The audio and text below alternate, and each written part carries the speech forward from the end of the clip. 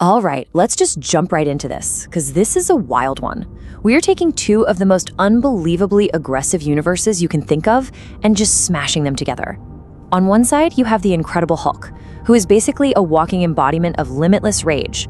And on the other, you have the Orks from Warhammer 40,000, a species that literally weaponizes belief itself.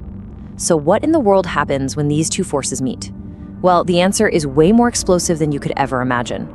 So first things first, you've got to understand the setting here. Warhammer 40K. It is not a place for happy little accidents or lucky breaks. This is a galaxy that is defined by non-stop grinding war, where cosmic gods are literally laughing at all the suffering. And it's into this cosmic meat grinder that our favorite gamma-irradiated physicist is about to fall. And that brings us to the core question, right? The whole point of this. The Hulk's power gets bigger the angrier he gets. The Ork's power gets bigger the more of them believe in something. So what happens when an entire species of hyper-violent fanatics starts believing that the angriest being in the universe is, in fact, their god? So our story kicks off not with a bang, but kind of with the aftermath of one.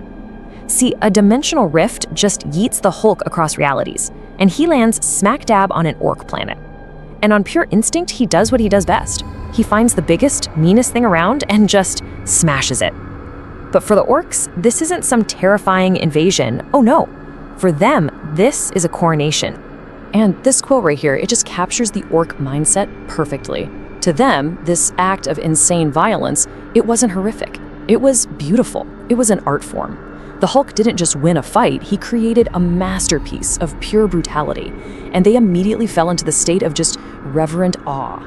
So just try to imagine the culture shock for a second. Bruce Banner, a man of science, a man of reason, wakes up from a Hulk out, but he's not in some ruined city like usual. He's in a ruined war camp, and he is being worshipped, literally worshipped, by an entire race of monsters who see his violent alter ego as a divine being. It's basically his worst nightmare, but for the Orks, it's a dream come true. Okay, so this is where things get truly bonkers. To understand how the Hulk goes from just being this super powerful guy to a literal god, we need to talk about the crazy, physics-defying engine that powers the entire Ork race. And that engine is called the Waaagh. It's this psychic field that's created by all the Orks together. It basically greases the wheels of reality for them. It lets their junk pile technology actually work, and, most importantly for our story, it makes their leaders exactly as strong as they believe them to be. It is belief turned into a physical force. And the logic behind it is so brilliantly simple, it's almost childish. But in the 41st millennium, for the Orks, it is a fundamental law of physics. If enough of them believe that painting a truck rad makes it go faster, the Waaagh energy kicks in and it actually goes faster. So, if they all start believing their new green boss is the strongest thing that has ever existed, well, you can see where this is headed. And what this creates is this terrifying, escalating feedback loop. The Orks see the Hulk, and they believe he's the ultimate expression of strength. The Waaagh field grabs that belief and just mainlines it directly into the Hulk, cranking up his gamma-powered rage to 11. This lets him do even more impossible things, which, in turn, makes the Orks believe in him even harder. It's an engine of infinite escalation, and it is terrifying. But you know, even a god has to prove he's the real deal. And the Hulk's first tests come at him fast.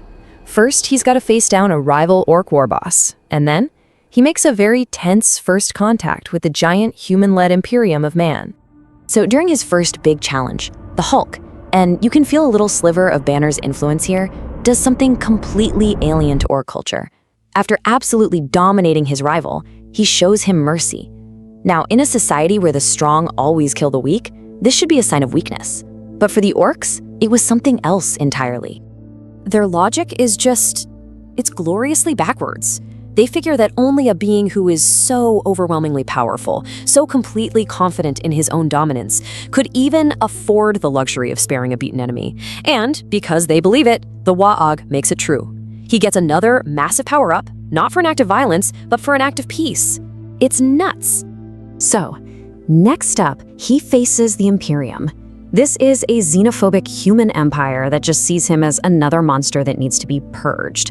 But instead of just smashing everything, the Hulk, guided by Banner's intellect, actually offers them a truce. He's establishing his new army not as some mindless horde, but as a brand new, independent power in the galaxy. So, with his position as the boss totally secure, the Green God needs a target worthy of his new Waaagh, and he picks what is basically a suicide mission, Infernus Prime. This is a demon world, a planet completely controlled by the forces of chaos that two massive Imperial armies have already tried and failed to conquer. This is the ultimate test. The battle is an absolute meat grinder. The Orks just smash their way through the enemy fleet and make it to the planet, but the fight on the ground is a total nightmare. 8 hours in, greater demons are on the field. After 14 hours of non-stop fighting against demons, against their corrupting magic, even the Waaagh-powered Hulk is pushed to his absolute limit. He is breaking. And this is the moment where everything changes. Pushed to the very brink of death by these supernatural forces, that internal war between Bruce Banner and the Hulk, it finally reaches its desperate final conclusion. They both realize they can't win this as two separate beings fighting for control. The only way to survive is to stop resisting, to let that endless Waaagh energy finish what it started, and to fully become what the Orks already believe them to be, a single, unified god of brilliant, brutal battle. And in that moment of fusion, a brand new being is born. This isn't Banner controlling the Hulk or the Hulk with a bit of Banner's brainpower. No, this is a true synthesis. It has all of the Hulk's limitless rage and strength, but now it's guided by all of Banner's genius-level intellect. The Green God is finally whole.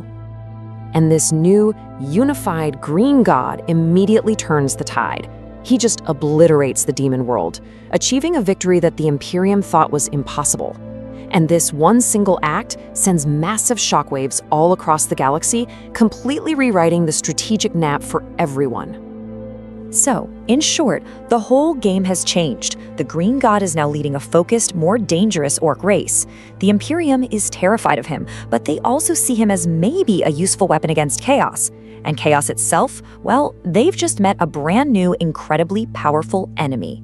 The old balance of power is completely broken. But that victory, it wasn't cheap. 28,000 Orks died taking Infernus Prime. In the brutal calculus of the 41st millennium, even a god's victory comes with an immense cost, and with the weight of every single life that was lost to achieve it. And that's really where this leaves us. We have a being with the intellect of a super genius and the power of a literal god, leading an army that can make belief into reality. Right now, he's pointing all that violence at the galaxy's worst monsters. But what happens when he runs out of worthy enemies? The greatest hero this dark millennium has ever known might just turn out to be its final unstoppable threat.